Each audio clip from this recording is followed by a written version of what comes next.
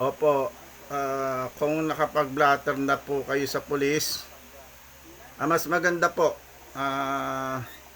Sundin nyo rin po yung mga binibigay kong instruction.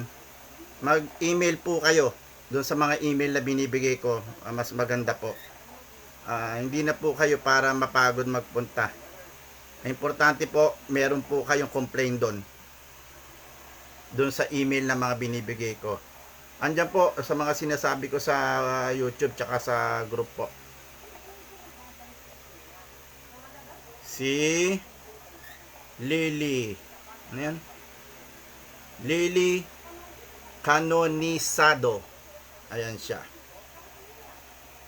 So marami kasing may PM. Hindi ko kaya lang po, mag-share lang po ako ng ating live. So nag-live ako sa group.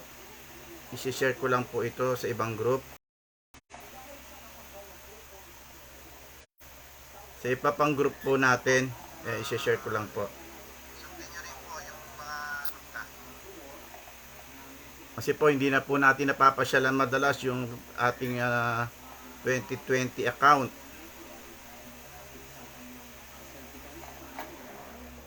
Yan po. Advertisement.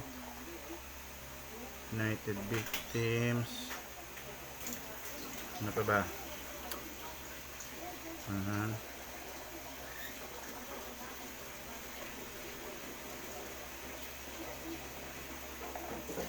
Ayan po, na-share ko na. So, magandang gabi sa inyong lahat. Bali, pangalawang live ko ngayong araw na to. Kaninang umaga po ay nag-live din po ako. So, pasyal po tayo sa group, no? Kanina marami akong inapruban. Aha.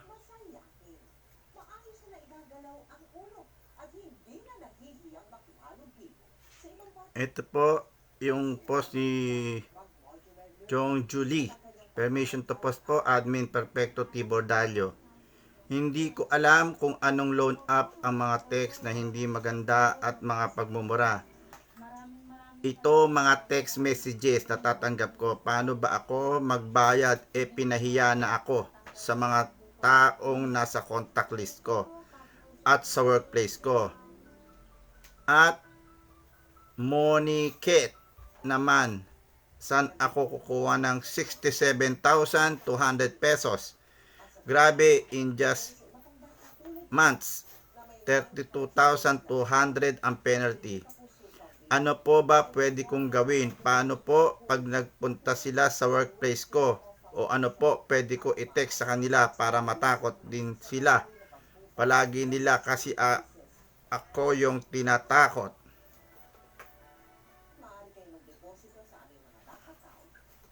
So sa nakikita ko, no,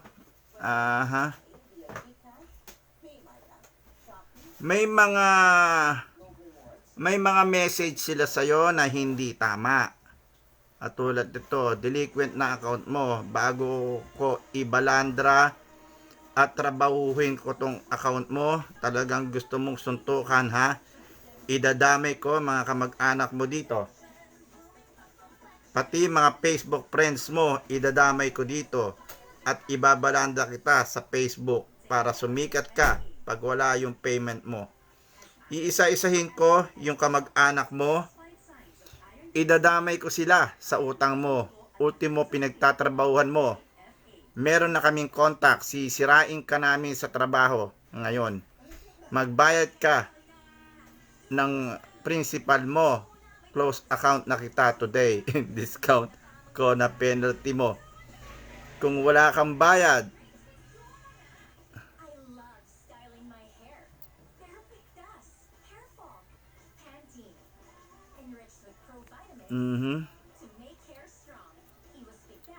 sa tingin ko naman meron nang hindi magandang ginawa sa iyo.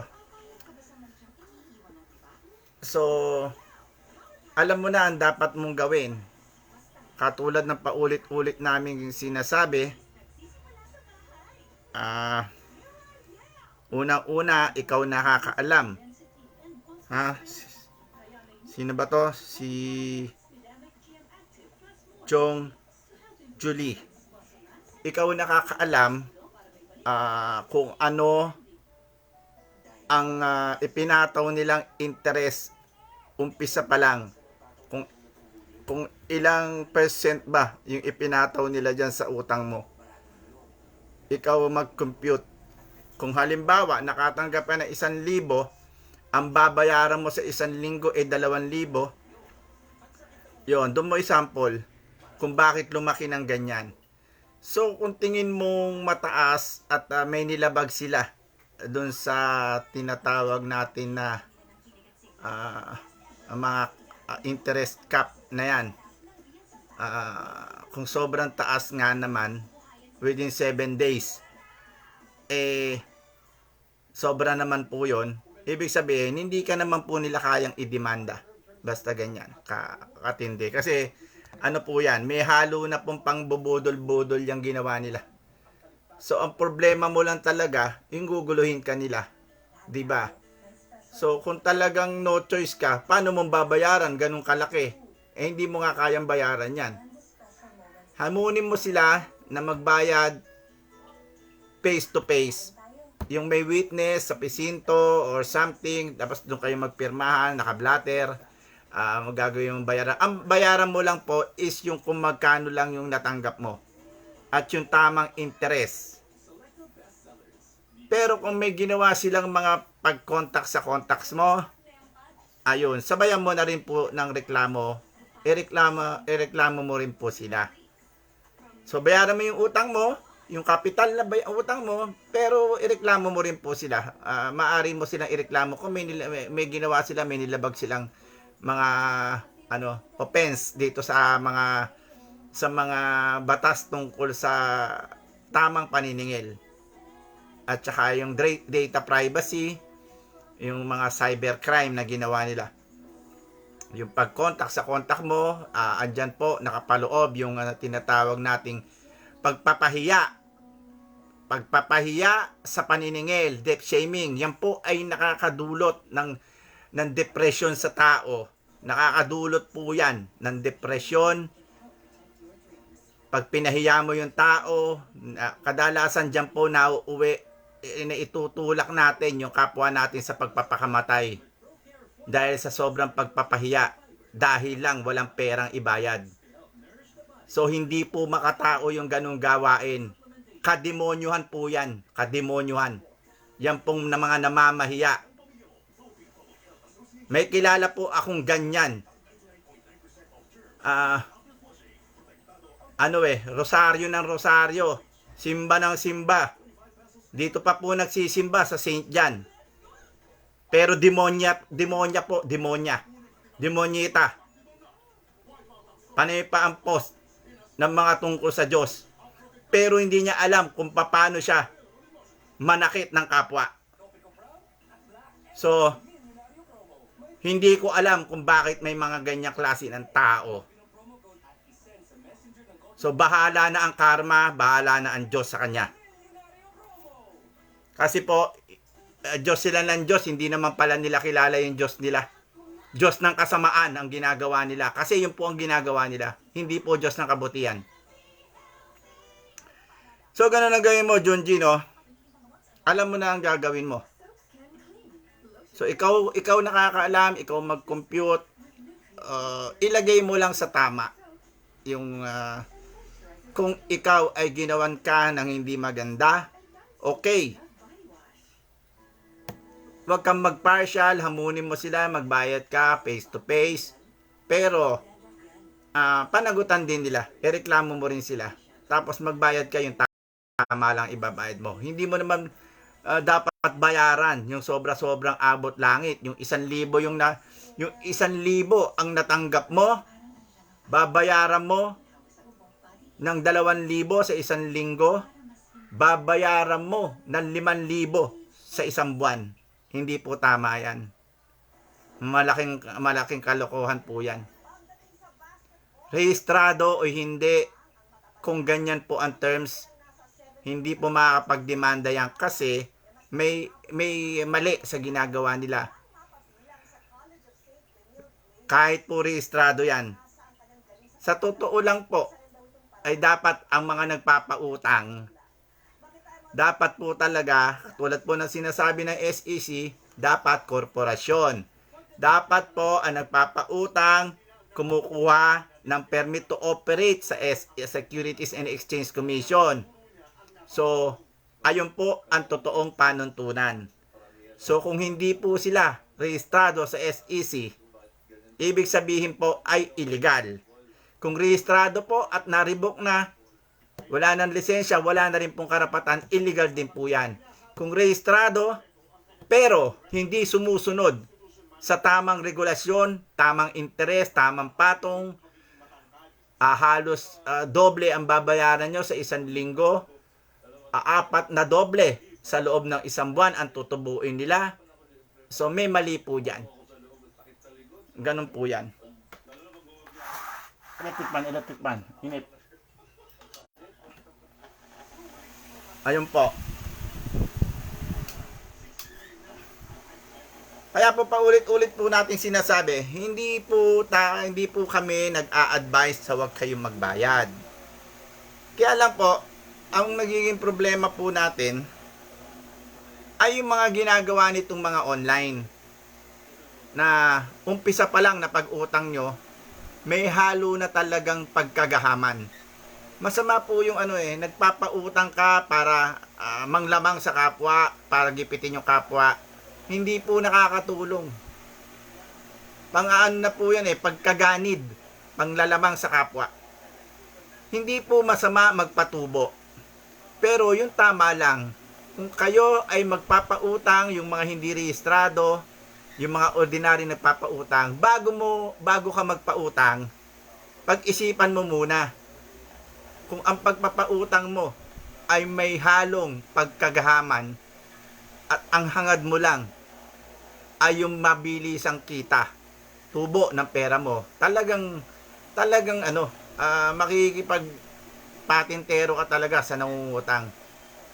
Dapat isaalang-alang nyo rin, kung ganyan magpapautang kayo, dapat isipin nyo rin na maaaring dumating yung time, dumating yung oras na walang ibayad itong nagkakautang dahil iba-iba naman dumating yung bigla ang pangangailangan. So dapat marunong din po tayong umunawa para wala pong problema. Yun po ang tamang pagpapautang. Marunong po tayong maningil ng sa tamang pamamaraan, tamang proseso. May mga tamang proseso po. Hindi po kung may utang sa inyo ang isang tao ay po pwede nyo na pong gawin lahat ng gusto nyo na parang nabili nyo na yung kaluluwa nila. Ganyan din po sa pagpapalayas ng bahay. Halimbawa po, nagpapalayas kayo, may-ari kayo ng bahay, nagpapalayas kayo ng bahay. Karapatan na may-ari ng bahay ang magpalayas. Sa totoo lang po. Pero may mga dapat pong sundin ng mga regulasyon. Kung yung pinapalayas mo ay haharasin mo, puputulan mo ng kuryente, tatanggalan mo ng tubig, ang tanong, tao ka pa ba? May mga anak yan na wala na pong talagang walang mapupuntahan, tatanggalan mo ng tubig, kuryente, parang tinanggalan mo na rin ang karapatan mabuhay yung tao. Kung ang squatter nga, hindi basta-basta pwedeng palayasin dahil walang mapupuntahan.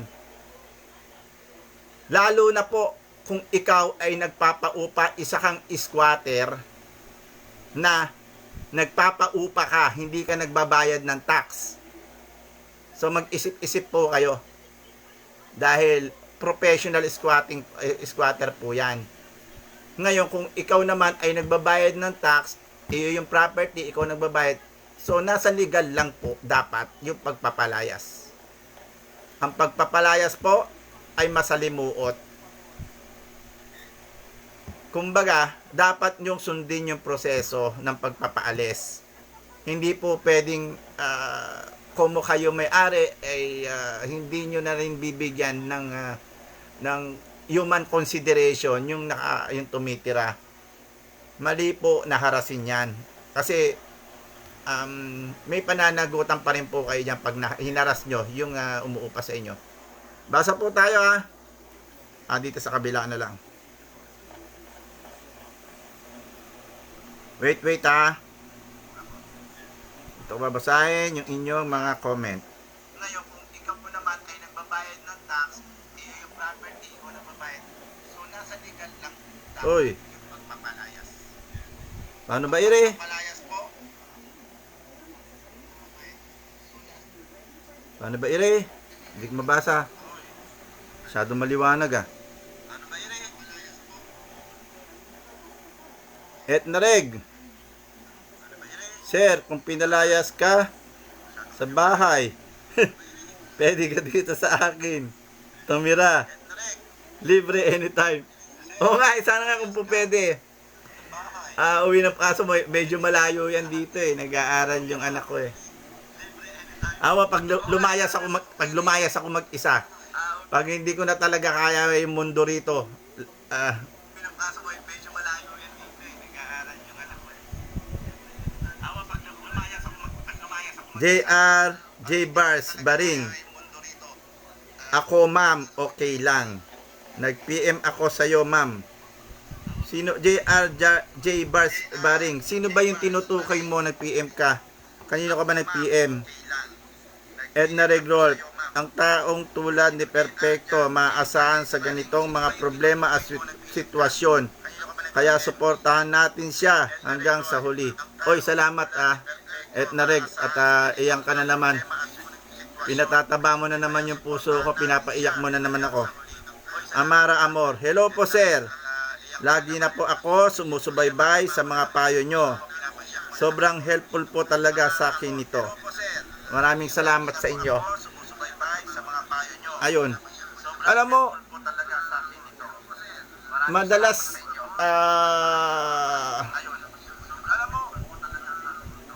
maingay.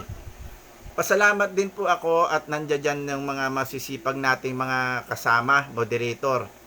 Na pag wala ako sa online at halimbawa ako'y natutulog at magpapahinga o ako ay nagbumukmok, nandiyan po sila na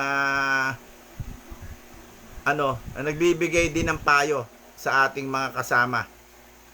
Malaking bagay po talaga yung tulong-tulong tayo. At malaking bagay na hindi lang ako ang nakakapagbigay ng payo. Nandiyan din po yung ating mga masisipag na mga moderator. At yung iba nating mga kasama na kahit hindi moderator ay tumutulong po sa mga iba't ibang paraan dito sa ating grupo. Maraming salamat po sa inyong lahat talaga. Pagpalain kayo ng Diyos sa ginagawa niyong pagtulong. Tsaka kung di nyo po napapansin, pag naumpisahan nyo po yung tumulong sa kapwa, pag mapapadire-diretso kayo, parang ang sarap ng pakiramdam ng tumutulong kayo ng bukal sa loob nyo. Yung hindi kayo nakakaperwisya nyo, tumutulong kayo, nakakagawa kayo ng tama sa buhay nyo. Wag po nating gayahin yung gawain na kasanayan ng ibang tao, mga makakatiwasay sa buhay. Mga walang problema, hindi nagkakaproblema. Pero sila pa yung mga hypocrite. Sila pa yung mga masasamang tao na walang ginawa kundi maghanap ng mga taong peperwisyoin nila sa buhay nila. Wag po tayong gumaya sa mga ganyang klase ng tao. Importante, alam natin sa sarili natin na tayo ay may mga natutulungan, konti man yan o marami. Alam natin sa sarili natin na hindi tayo masamang tao. Hindi tayo kagaya nila. Napakitang tao, pero namimerwisyo ng kapwa, ng aapak ng kapwa, nagpapasama ng kapwa. Yan po ay wag nating gayahin. Tandaan po ninyo, ang buhay natin mabilis lang. Mahalin din natin ang kapwa natin kung wala namang ginagawang masama sa atin. Ngayon, kung may ginawa pong masama sa atin, yung kapwa, yung mga taong ganyan masasama, hindi po dahil ginawan tayo ng masama, ay gagantihan natin sila ng masama. Ang tama lang po ay turuan din natin sila ng leksyon, gawin po natin yung tama. Labanan po natin, hindi dahil sa ginagantihan natin sila. Labanan natin yung maling ginagawa nila na hindi tama. Kung alam natin na nasa tama tayo at hindi tayo kagaya nilang nagsisinungaling, wala pong masama kung bigyan din natin sila ng leksyon na ipagtanggol natin yung katotohanan, ipagtanggol natin yung sarili natin para wag naman silang mamihasa na gumawa ng mga kawalangyaan.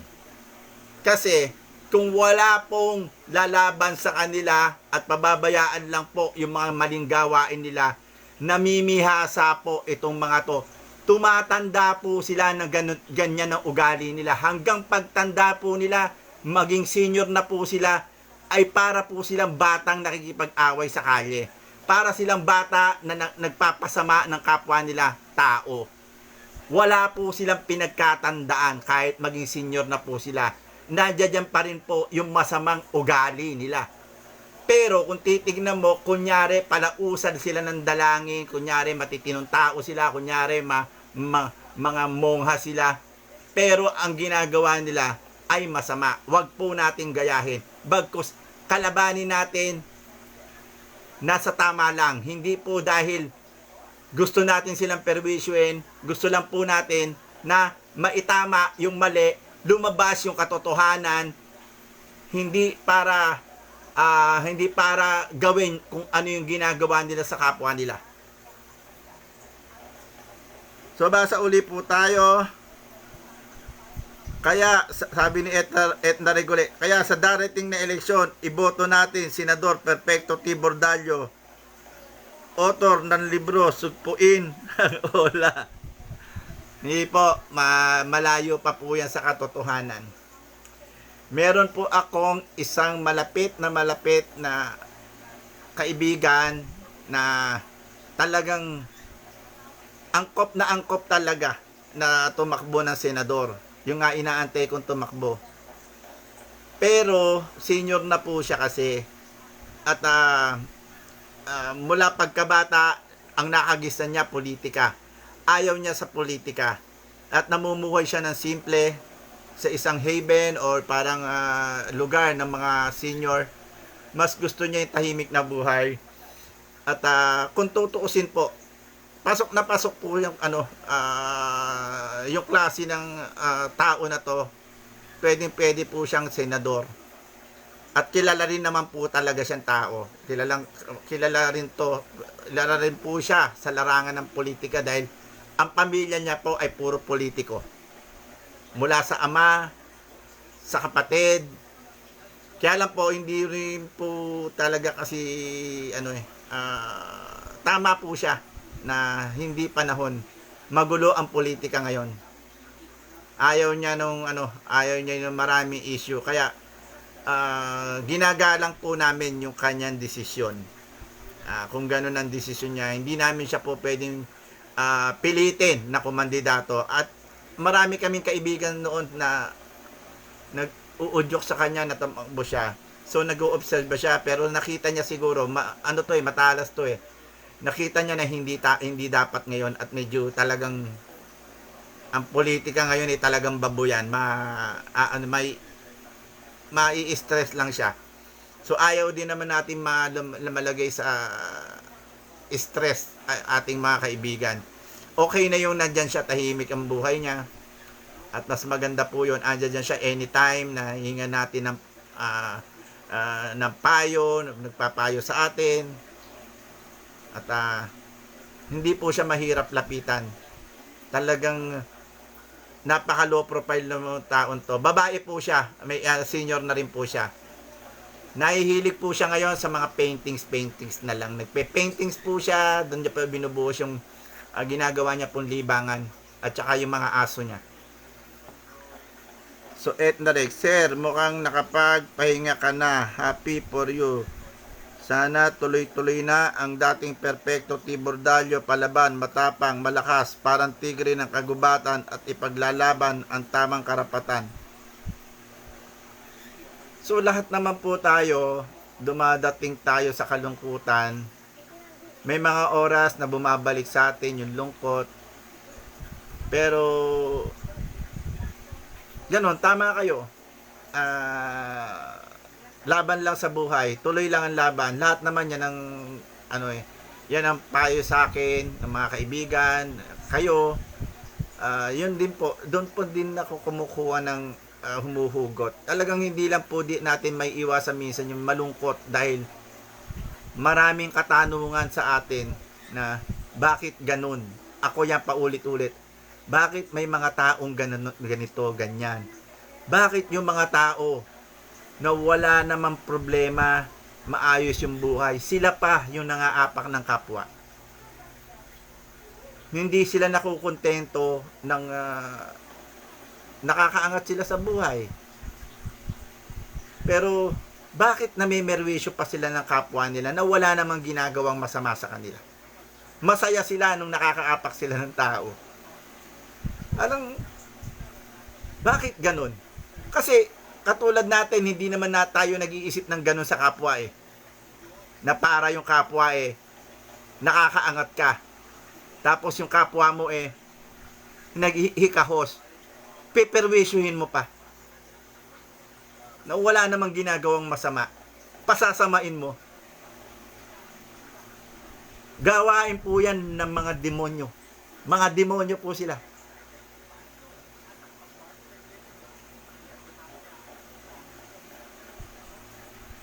Sabi ni Pong, reply to Etnarek, ako, winalang hiya nila ako tapos never na ako. Sabi ni Pong. Etnarek Rolf, ma'am, nag PM ba yun? Aha. Po ako sa iyo, may gusto sana ako itanong tungkol sa Ola. Ayon. Etnarek, may nag-PM daw sa iyo. Noong nakita ko yung video mo na umiiyak ka, hindi ako naawa sa iyo. Gusto kita sabihan, sir. Tama. Sa'yo kami naniniwala. Sa'yo kami papanig. Sa'yo kami suporta. So, alam mo, tao tayo di ba? Minsan, pagka nakakaramdam tayo ng pang-aapi na hindi natin mailabas, talagang maiiyak na lang tayo sa nangyayari sa mundo. Kasi doon gumagaang din yung loob natin pag nailalabas natin yung kinikimkim natin. Kasi pag hindi natin nailabas yung sasabog tayo. Lalo sa katulad ko na marami akong katanungan sa mundo. Bakit may mga taong ganun kasama? Na wala silang pakialam sa kapwa nila pag pinerwisyo nila. Parang gusto nilang sila lang ang mabuhay. Parang gusto nilang sila lang ang may karapatan. Gusto nila sila lang ang tama. Gusto nila sila ang bully. Sila ang siga. Bakit may mga taong ganyan? So, sila hindi nila nararanasan yung maapi. Kaya tayo, pagka nararanasan natin yung gaya, naiiyak na lang tayo. Okay lang yun umiyak para sa akin. Kasi tao tayo May damdamin tayo Sila hindi sila umiiyak. Wala silang damdamin. Bato mga puso ng mga yan. Kaya hindi sila iiyak kasi paninindigan nila. Kahit mali yung ginagawa nila, hindi nila iiyak yan. Paninindigan nila, tama sila. Kahit namimerwisyo sila ng tao. Kung natatandaan nyo nga yung sinabi ko, di ba? Sa Katoliko, yung Jesus of Nazareth, di ba? Kung paano siya pinarusahan ng mga Hudyo, nila Ponce Pilato. Kung paano siya ipinako sa krus. Kung paano siya nilatigo, sinaksak, pinatay. Ganun po. Ganon. Ganon ang tao. Maraming ganyan. Maraming Hudyo dito sa mundo. Kaya mas masarap po kahit tayo ito na nagkakaroon tayo ng mga mabibigat na problema, hindi nila nararamdaman yung ganitong problema gagaya ng sa atin. Pero tayo po ay may mga puso. Marunong po tayong maawa sa kapwa natin biktima, sa mga kasama natin. Hindi po tayo kagaya nila na may mga puso na pusong bato, pusong kahoy. Kagaya po ng mga, ewan ko, mga ganun po ang mga puso nila. Hindi kagaya ng mga, kagaya natin, nakakaranas tayo ng mga pang-aapi, pagpapahiya. So, ayaw natin maranasan din ng mga kapwa natin yung nararanasan din natin dahil naramdaman natin yon. Sila po, iba po ang mundo nila. Ayaw nilang magpatalo. Gusto nila lagi sila yung nang-aapi.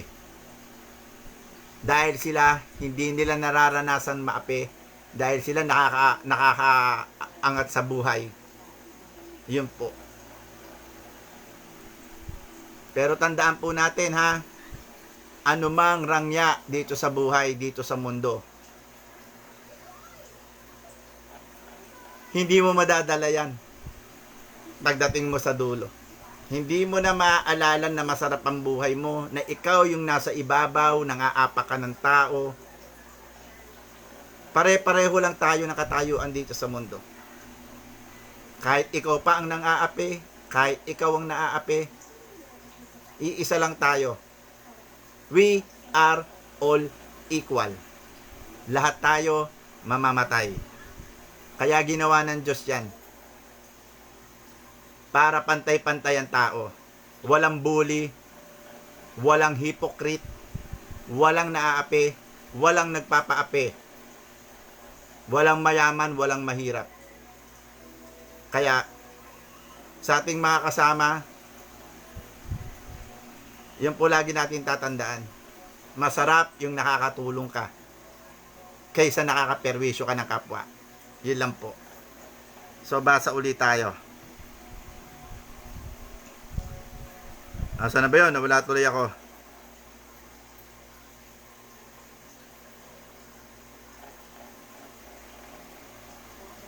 So, I feel you, sir. Sabi, Akora Haponi, I feel you, sir.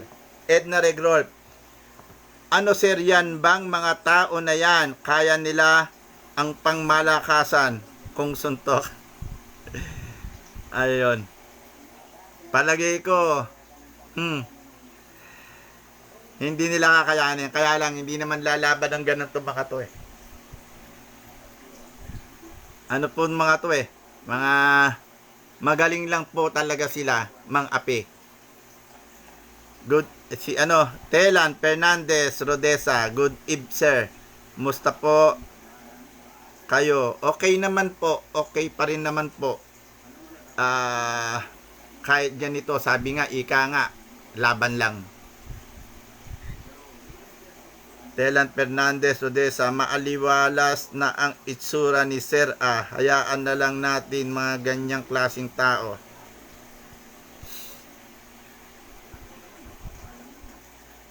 Opo, kaya lang po, siyempre po, dumadating po yung mga oras na bigla tayong nalulungkot. Kasi bakit may mga taong ganun na hindi naman natin kontrolado kasi ang mga isip nila. Wala tayong magagawa kung ganun klaseng mga tao sila. At bakit ang dami-daming masasamang tao dito sa mundo, no? Yung mga nang-aapak ng kapwa, nanglalamang ng kapwa, nagpapasama ng kapwa. At least tayo, kahit tayo mga mahihirap, ay tayo mga walang pera, at kahit tayo nagkakautang, na hindi tayo ganon. Kaya magpasalamat pa rin tayo. Siguro kung tayo maraming pera, baka nabilang tayo sa mga ganong klaseng tao. Yung tayo'y nang-aapak, tayo nang-aapi. Kaya mas masarap din po minsan yung ikaw, yung Wala. Kasi mas mahirap po yung mundo nitong mga may pera at walang problema. Lumalagpas po sila sa katotohanan. Nakakalimutan nila na tao rin sila. Nakakalimutan nila, akala nila immortal sila. Ano sir, punta na ba ako dyan? Tirahin na natin sila, hamunin ko ng suntukan. Talaga to si Edna rin. Palakpakan para sa atin, idolo, perfecto Tibordalyo. Ayun, nabasa ko na ba lahat? Ako ni Pong Sanday, Edna Rigol. Ma'am, nag-PM po ako sa'yo. Ayan. Amara Amor. So maraming nakasilip, no? So meron pa po isa, no?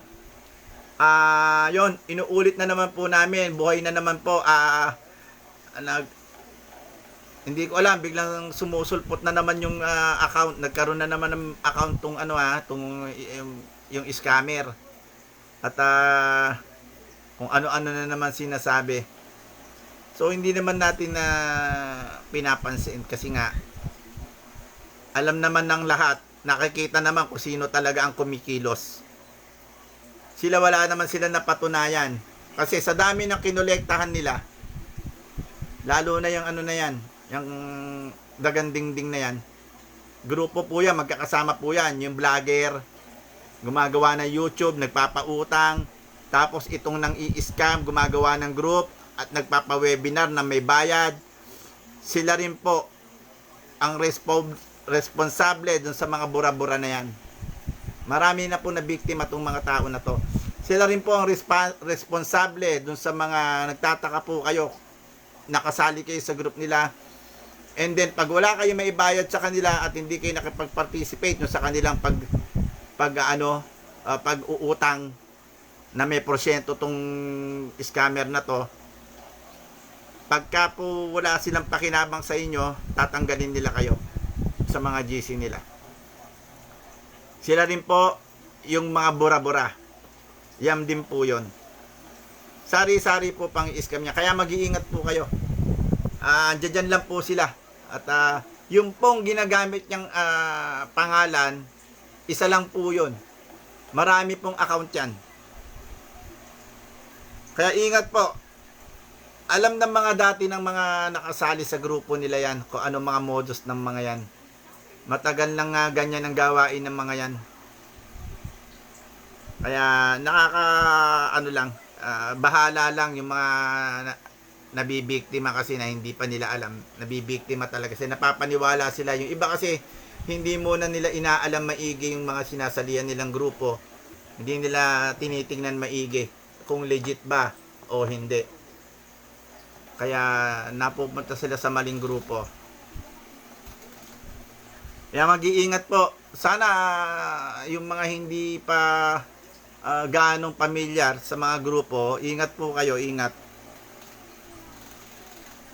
Glenn Manatad, mabuhay kayo sir. Likewise, ingat kayo, keep safe. Edna Regrol, sir, good night na po. Antok na ako. May work pa ako bukas. Sweet dreams. Sir, God bless you. Basta sir, lagi mong tatandaan, anumang sitwasyon, haharapin mo, nasa likod mo kami. Sige, salamat ha. Pahinga. Walang problema. Saglit lang naman to eh. Nagpakita lang talaga ako sa inyo. Baka hinahanap nyo na ako. Yoje Ele Presal, nandito lang po kami sir, laging nakasuporta sa inyo. Maraming salamat po sa inyo dun sa mga nagko-comment ng mga positive sa akin. Maraming salamat po sa inyo. So ayun po So hindi na rin po kasi tatagalan tong live na to at anyway, lahat naman po ng mga dapat malaman ay nandiyan na po sa group. Kayo na po ang magdidesisyon, pero sana pag-aralan nyo maigi. Alam nyo na naman po ay yung inyong mga karapatan. Andyan po ang mga YouTube. Kahit po ganyan na YouTube natin, pinipintasan nila. Aminado naman po ako na hindi tayo ganun kagaling sa YouTube. May kulang din po tayo sa mga kagamitan. Wala po akong laptop na para doon ako gumawa. Kung meron lang talaga, gagawa ako ng magandang content. At kulang din tayo, ang totoo lang po, ang cellphone ko, pag nag-a-upload po ako, kahit video po, kailangan ko pong i-delete. Kahit po yung gumagawa ako ng video, bigla pong namamatay, nagpupul po ang memory. Mabababa lang po kasi ang memory ng cellphone ko. Kaya, hindi pa tayo pwedeng gumawa ng magagandang content. At saka, hindi pa rin tayo ganun ka-eksperto. Unti-unti ko pa. Ang importante po dito, kahit papano ay may makuhang impormasyon itong mga member natin, yung ibang hindi member na de-depress, at least kahit papano po ay maibsan po, matanggal yung kanilang mga takot at makita nila yung kanilang karapatan. Yun po ang purpose natin dito. Dahil noong pa nga po nauna pang gumawa ng YouTube to mga scammer dahil nga hindi pa ako makagawa talaga ng YouTube dahil ang hirap ako pagdating sa mga pagsisave ng mga content at ilalagay mo sa YouTube. Pag sinave sa cellphone, kumukura po ang mga memory ko. So, nauna pa sila. Pero dahil nga po ang YouTube natin may purpose po, kaya ko ginawa yan. May purpose po. Alam niyo naman po kung ano yung purpose niyan. Para sa grupo rin natin, kung sakasakali, sana nga tinry ko lang.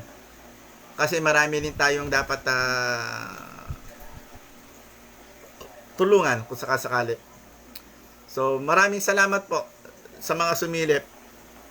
Kayla Ocampo, Sir, okay lang po ba hindi na bayaran mga ola na yan? Lalo na kung nangaharas na. Bago lang po, nakita ko lang po, madami kayo na mo-motivate. So, hindi po ako pwedeng magsabi sa inyo kung dapat nyo bang bayaran o hindi ang ola. Ang masasabi ko lang po, paulit-ulit.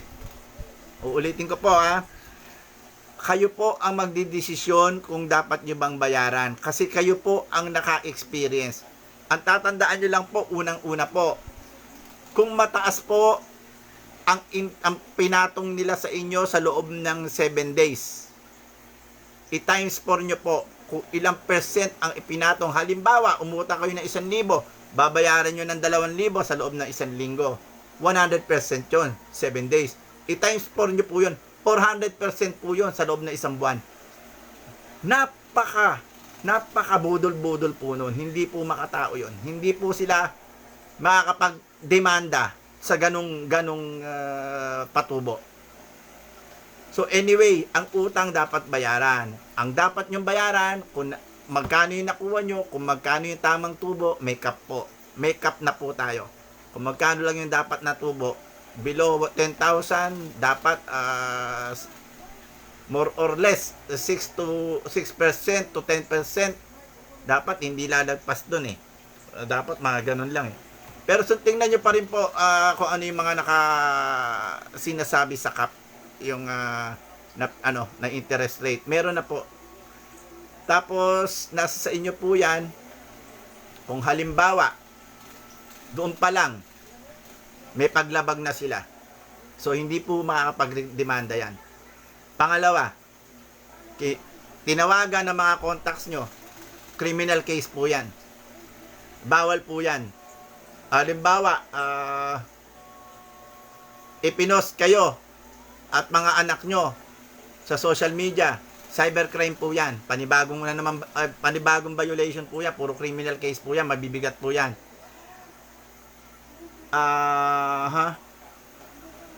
Tinakot kayo. Sinabihan na may kaso kayo sa ganitong municipal trial court o sa barangay, o pinadalan kayo ng demand letter na kunyari may kaso kayo nitong peking mga abogado. Ano na po yon? Violation na rin po yon. Under Fair Debt Collection Practices Act.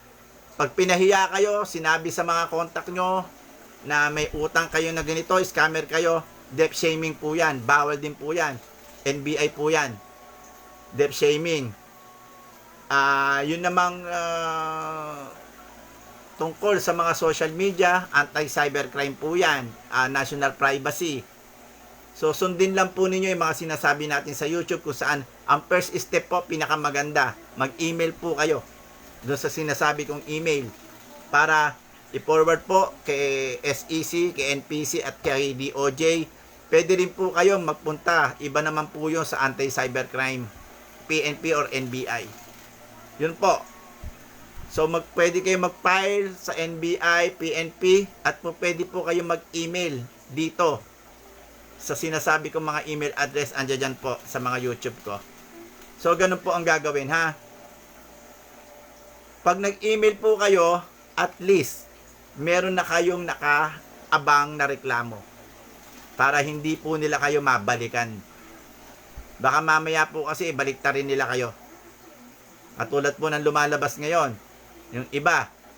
Ha? Pero, eto yun, kaya nagsalita ako noon sa aking mga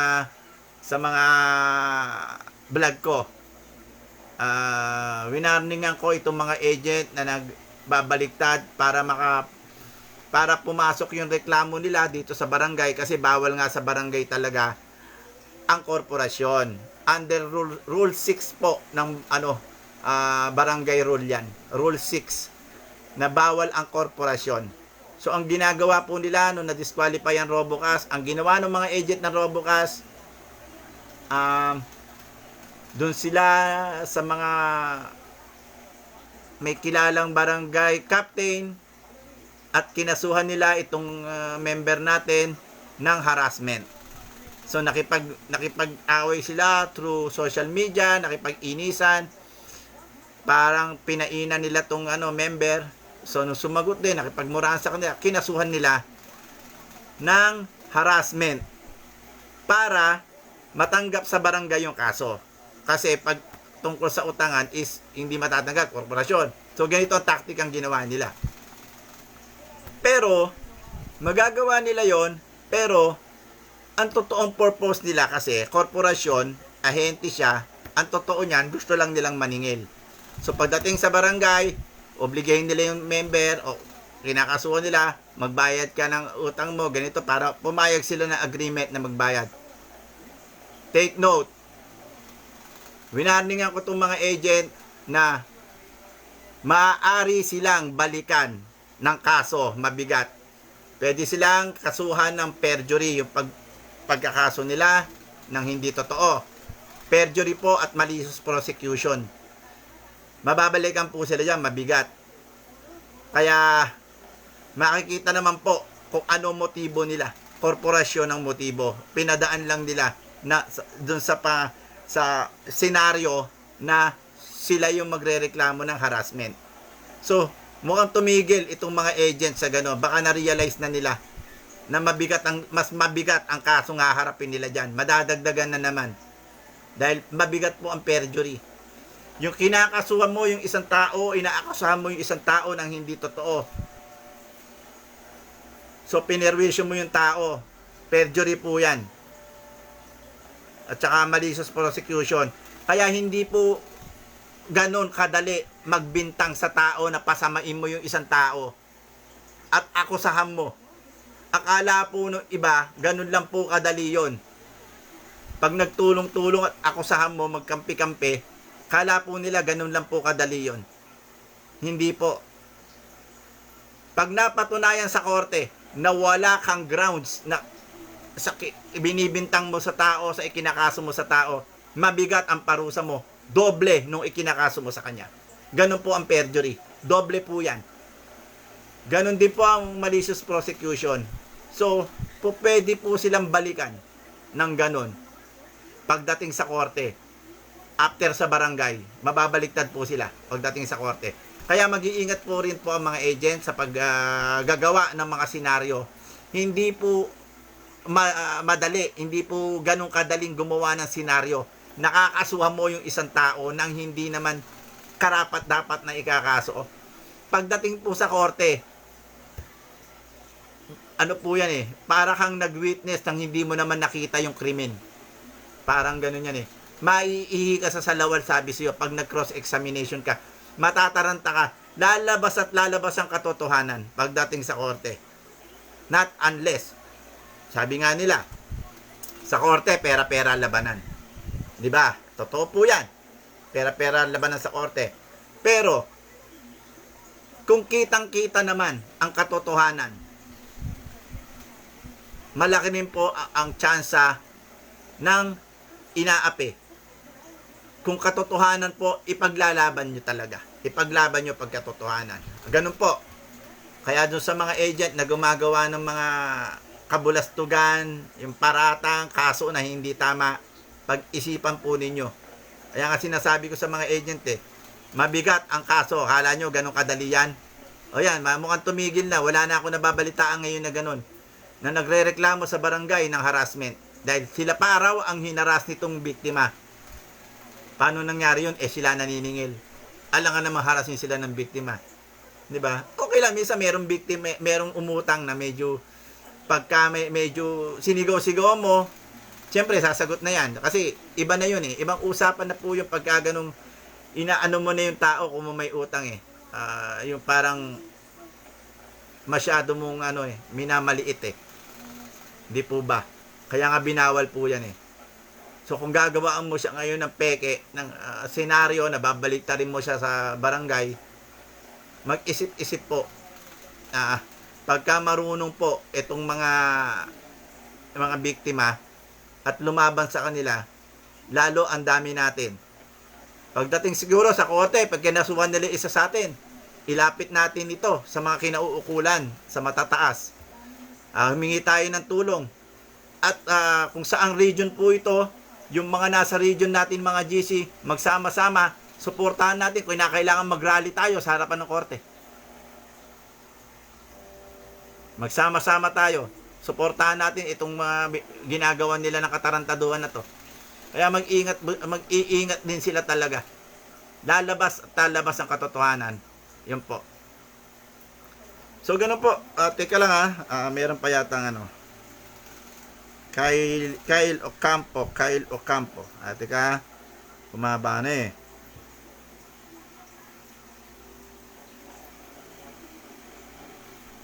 Sir, okay lang po ba na hindi nabayaran? Kay Kyle Ocampo, sinagot ko na yan Nasa sa'yo yan. Kung ginawan ka ng di maganda, bayaran mo face to face. Yung nakuha mo lang. At yung tamang tubo. Pero, ipasok mo rin yung reklamo mo sa kanila. Tingnan natin kung ano mas matibay. Good job, sir. Stay safe and stay strong po. Kyle, maraming salamat po, sir. May tiwala po ako sa inyo. Kyle Ocampo, nakasubscribe na po ako sa YouTube at follow sa FB nyo, sir. Sige, maraming salamat Kyle Ocampo. Free advice. Thanks po, sir. Opo, wala pong bayad. Ilang taon ko na pong ginagawa ito. Hindi po kami kumukuha ng bayad dito.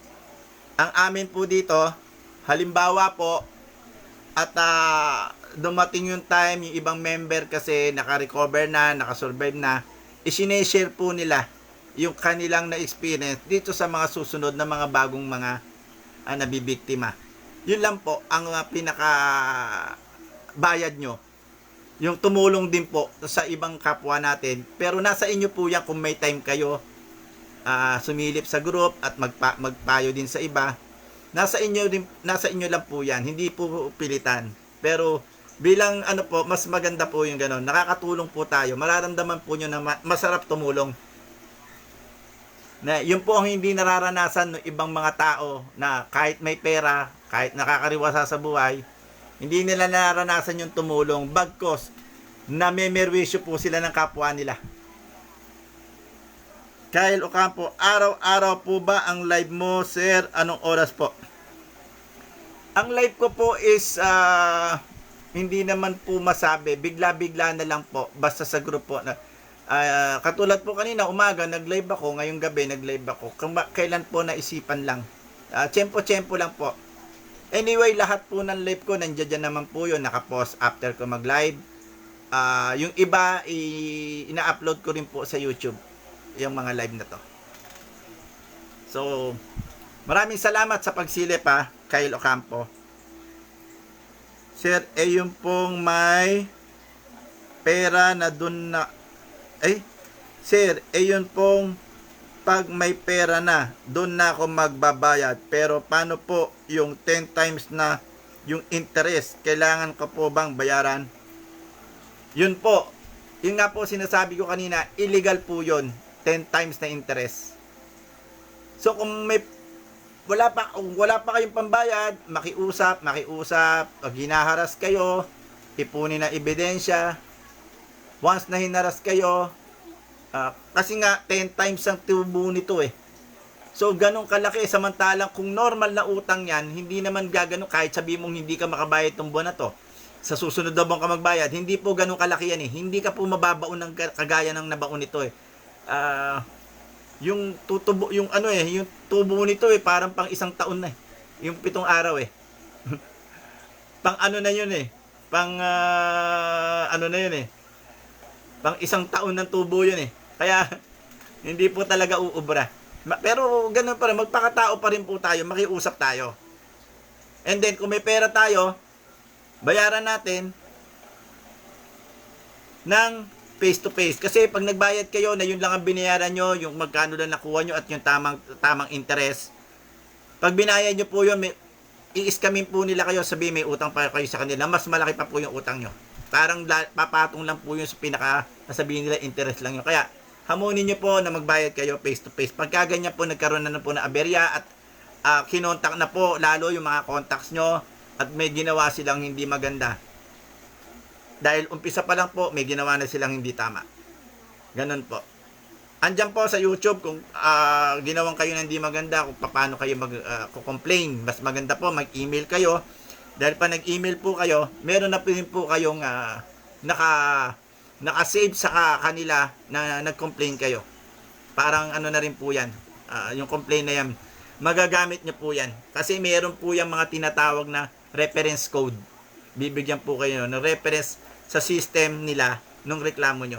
Then ipo-forward po nila yan through government to government interaction. Ipo-forward nila yan mga reklamo nyo kung saan nakaangkop na mga opisina na dapat humawak ng kaso na yan.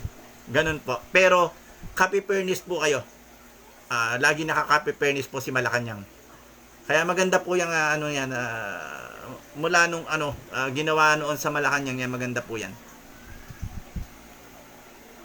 Support ko po kayo, sir. Salamat po sa free advice nyo.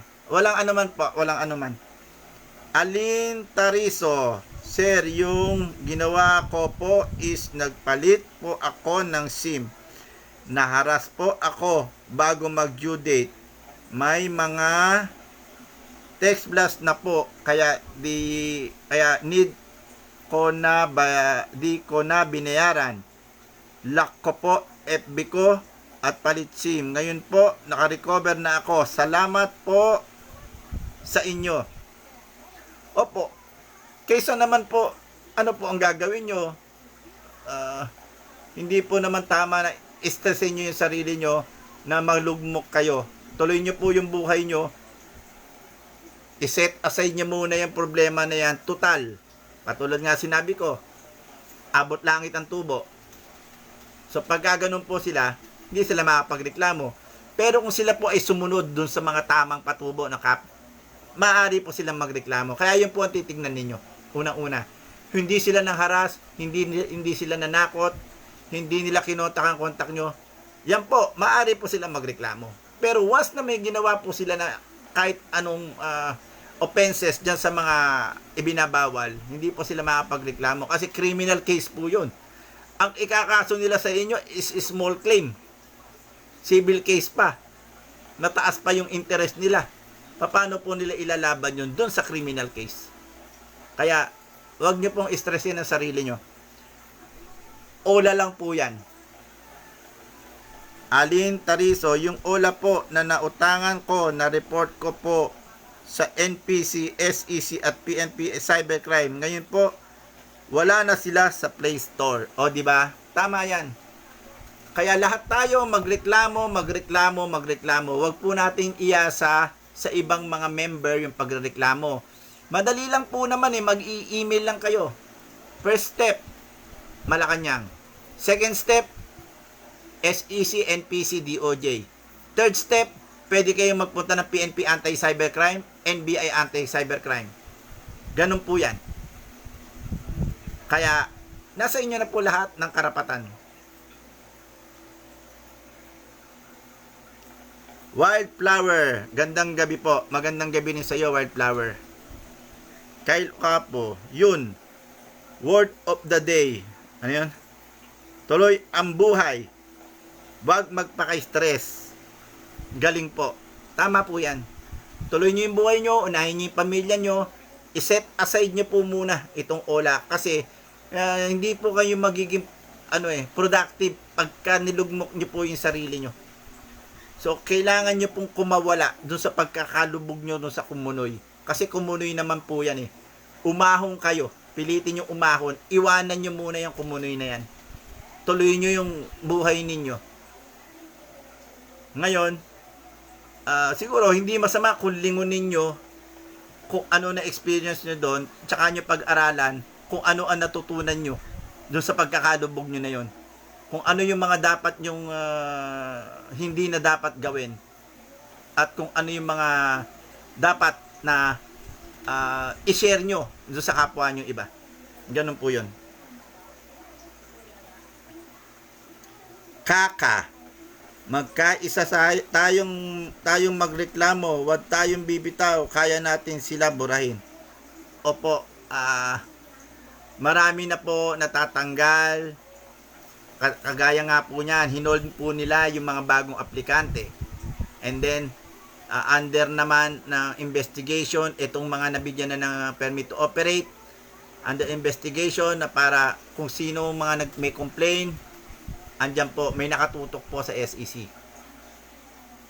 At saka po, sa group po natin,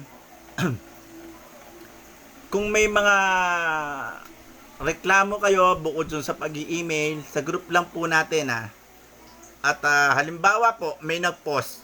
Katulad po ng Robo at Digido, marami na pong complain kasi nasara itong Robo, si Digido, ginagamit ni Robo ang Digido para mag-operate uli. So napakarami na pong complain uli na marami na pong nagko-complain tungkol dyan. So po pwede nyo pong i-mention sa grupo. Ugaliin po nyo, i-mention nyo po ang SEC. Yan po ang isang payo ko sa inyo. Kasi lahat po ng mga mention natin sa SEC o hashtag, mention, tag, mention, napupunta po sa kanila yan, nakikita po nila yan. Kaya, hayaan natin makita nila yung mga modus nitong mga to para ma-aware tong SEC. Bukod po dun sa mga naka-file nating mga reklamong formal complaint sa SEC. Ganun po. Pwede po rin natin gawin yan sa ating group. Kaya yun. Si Kaka, salamat sa suporta nyo, sir. Huwag ko po kayo magsasawa sumuporta sa mga katulad namin. God bless po. Opo, hindi po ako magsasawa. Promise po yan. At pinangako ko po na po sa sarili ko yan. Kahit ano mangyari. Kahit pag iinitan ako, kahit inaape ko ng iba dahil dito sa gawain na to. Isa lang po masasabi ko, wala akong tinatapakan tao. Tumutulong ako doon sa mga tinatapakan. Kung may nasasagasaan man po ako, eto yung mga ang sinasagasaan ko po, ang binabangga ko po, etong mga hindi makatao. Mga demonyo. Yan po. Kyle Ocampo, tuloy ang buhay. Ilang months na po ako depressed, di makakain. Laging nasa sulok at mag-isa at walang ganang pumasok sa work dahil po sa mga pangaharas at pagbabanta nila. Kulang pa po ang inutang ko. Kulang pa po inutang ko na 3,500 sa perwisyo nila sa buhay ko. Buti po merong kagaya nyo na positive sa buhay. Praise the Lord po. Maraming salamat at nakaahon ka dyan sa Kumunoy. Wag po tayo magpakalubog. Natural lang po sa tao yan, nadidepress tayo, lalo pag tayo po ay pinapahiya. Napakasakit po. Yan po talagang ang mahirap, yung sinisira ka sa tao, kahit hindi ka naman ganoon, sasabihin ka na scammer ka, sasabihin ka na ganito, ganyan, yung sisirain yung pagkatao mo.